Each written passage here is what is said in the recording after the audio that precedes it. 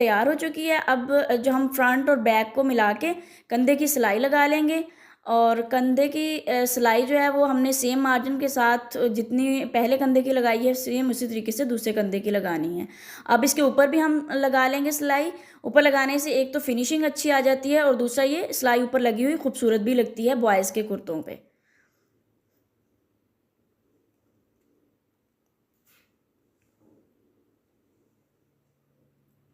अब मैं यहाँ पर जो हमने अपनी मगज़ी का कपड़ा लिया था उसको मैंने फ़ोल्ड कर लिया है ताकि मुझे बाद में फ़ोल्ड करने में आसानी हो। अगर आप चाहते हैं कि आप इकट्ठा फ़ोल्ड करें तो आप इकट्ठा भी कर सकते हैं, लेकिन मैंने रनिंग स्टिच करते हुए इसको फ़ोल्ड कर लिया था पहले ही। और यहाँ पर मैं हल्के हाथ से, बिल्कुल हल्के हाथ से जो ऊपर अपनी मगज़ी है वो अप्लाई करूँगी। और क्योंकि इसको हमने मगज़ी को खींचना नहीं होता, अदरवाइज़ गले में खींच पड़ेगी।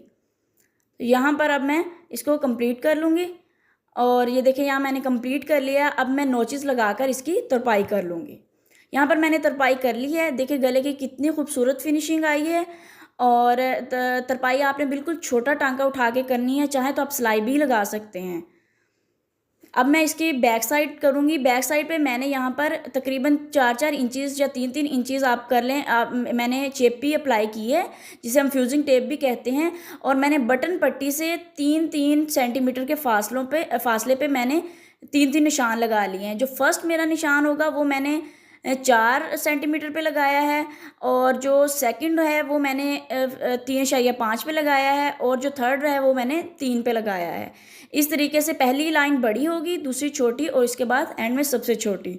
अब मैंने एक सुई धागा लिया है। ये जो मेरा धागा है ये एंकर थ्रेड है, मैंने ब्लैक कलर में लिया है और यहाँ पर मैं नोट लगा लूँगी। मैंने एंकर थ्रेड के 4 स्ट्रैंड्स लिए हैं और अब यहाँ पर मैं जो कच्चा टांका है उसकी मदद से यहाँ पर एम्ब्रॉयडरी करूँगी। तो यहाँ पर मैंने सिंपली अपनी जो सुई है इसको अप्लाई किया है, नीचे की तरफ लेके गई हूँ और इसी तरीके से उसी लाइन के ऊपर मैंने छोटा सा टांका उठा के अपनी सुई को ऊपर की तरफ ले आई हूँ। और इसी तरीके से मैं तमाम जो अपने स्टिचेस है वो कंप्लीट कर लूँगी।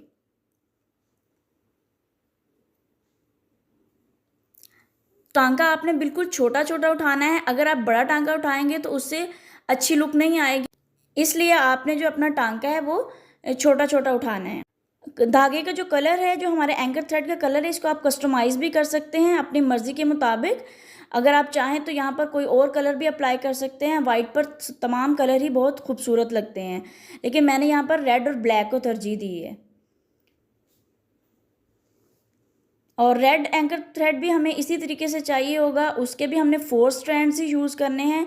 एंकर थ्रेड का जो जो हमारे पास एक धागा होता है, उसमें तकरीबन हमारे पास 6 स्ट्रैंड्स होते हैं, जिनमें से मैंने 4 स्ट्रैंड्स एक-एक करके अलग किए थे और उन सबको फिर मैंने सुई में डाल के नॉट लगा ली थी। और यहाँ पर मैंने कंप्लीट करके यहाँ पर एक नॉट लगा लूँगी ताकि ये बाद में उखड़े ना और हमारी अच्छे से फिनिशिंग आ जाए। तो ये देखिए मैंने तमाम स्टिचेस लगाकर इस तरह कंप्लीट कर लिया है अपने कुर्ते की एम्ब्रॉयडरी को। अब मैं यहाँ पर रेड एंकर थ्रेड लूँगी। जैसा कि मैंने बताया कि इसके भी मैंने 4 स्ट्रैंड्स ही लिए हैं। तो यहाँ पर मैं नीचे से धागे सुई को निकालूँगी और एक जैसे हम प्लस का निशान बनाते हैं ना, बिल्कुल इसी तरीके से हमने ये एक मार्क बनाना है जिस तरह प्लस का मार्क होता है। तो यहाँ पर मैंने थोड़ी-सी लूज़िंग के साथ रखना है ताकि मैं बाद में इसको गिरा लगा सकूँ और पक्का कर सकूँ और ताकि ये बाद में हमारे पास अच्छी सी फिनिशिंग आ जाए और हमारा जो धागा है वो निकले ना। तो यहाँ पर मैंने प्लस का निशान बना लिया है और आप चाहें तो यहाँ पर कोई भी स्टार बना सकते हैं या कुछ भी और ऐड कर सकते हैं, लेकिन मैंने यहाँ पर ये सिंपल सी एम्ब्रॉयडरी की है। इससे ये डिसेंट लुक भी आती है और ख़ूबसूरत भी लगता है। नोट लगा लूँगी।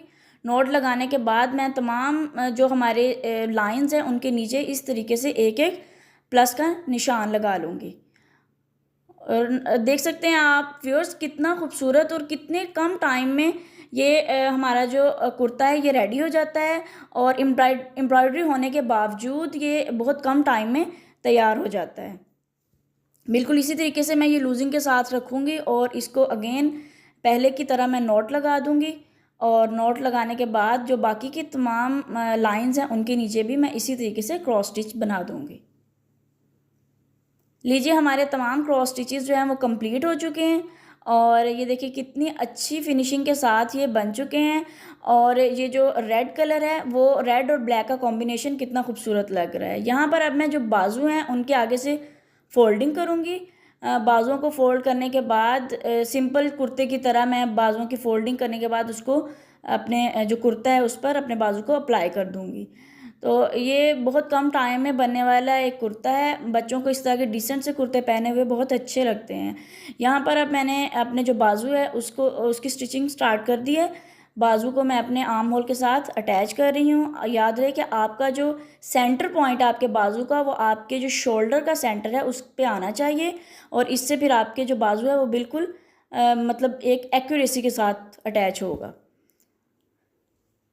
बाजू हमारा अटैच हो चुका है। इसके बाद अब हम जो साइड की सिलाई है वो लगाएंगे। जितनी आपने बाजू की आगे से रखनी है उतनी आप रख सकते हैं। मैंने ऑलमोस्ट 2.5 इंच रखा है बाजू। और यहाँ पर आपने बिल्कुल स्ट्रेट सिलाई लेके आनी है, क्योंकि जो बॉयज़ का कुर्ता होता है उसकी कोई फिटिंग वगैरह नहीं होती और फिटिंग के बगैर होते हैं। और यहाँ पर अब मैं जो दामन है बेबी बॉय के कुर्ते का जो दामन है उसकी फ़ोल्डिंग कर रही हूँ। फ़ोल्डिंग करने के बाद इसी तरीके से मैं साइड्स की फ़ोल्डिंग भी कंप्लीट कर लूँगी।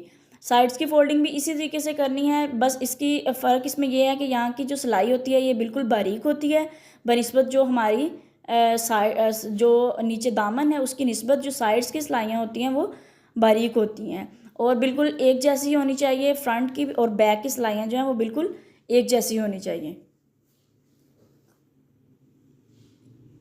और यहाँ पर मैं डबल टाइम यहाँ पर सिलाई लगाऊंगी ताकि यहाँ पर पक्का हो जाए। लीजिए हमारा फाइनल प्रोडक्ट तैयार है। व्यूअर्स, अगर आपको हमारी वीडियोस पसंद आती हैं तो प्लीज़ इसे शेयर करें, सब्सक्राइब करें चैनल को, और बेल आइकन को दबाना मत भूलिए ताकि हमारी हर नई आने वाली वीडियो आप तक बआसानी पहुंच सके। नई वीडियो के आने तक अल्लाह हाफिज़।